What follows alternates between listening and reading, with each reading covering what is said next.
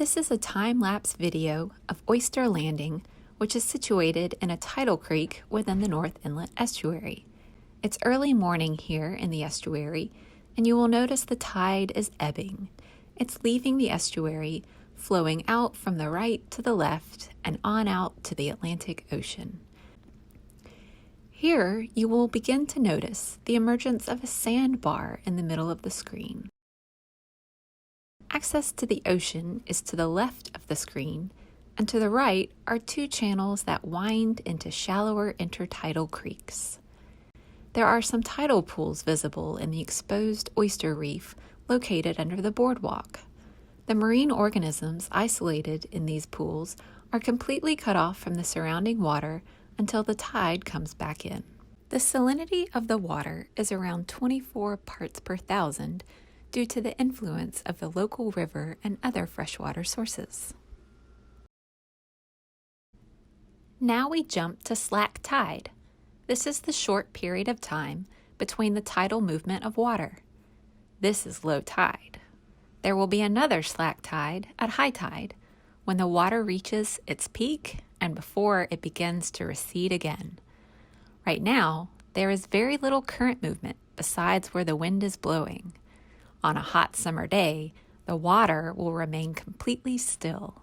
Everything in the water column will sink and settle to the floor. And as any good predator knows, much like these local fishermen do, when the tide is out, it's easy pickings when there is less water for your prey to hide in. The periwinkle snails and fiddler crabs come out, down to the emptied creek beds, and feast on the benthic microalgae that rests on top of the sediment. After about 30 minutes, the tide is coming back in. The water is returning and beginning to flood the tidal creeks again.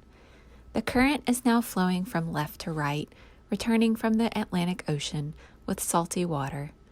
It might be hard to tell the direction of flow because the wind is blowing from the opposite direction. But as the tide returns, the current picks up and flows past the oysters and barnacles who are awaiting the return so they can filter out all the planktonic organisms as they flow past. It's late afternoon and heading into early evening. The tidal pools are connecting back with the water column that will resupply oxygenated water to the once isolated organisms within. The sandbar is fully submerged enough so that a passing vessel motors by unconcerned. The salinity is up to around 32 parts per thousand and increasing with the influence from the incoming seawater.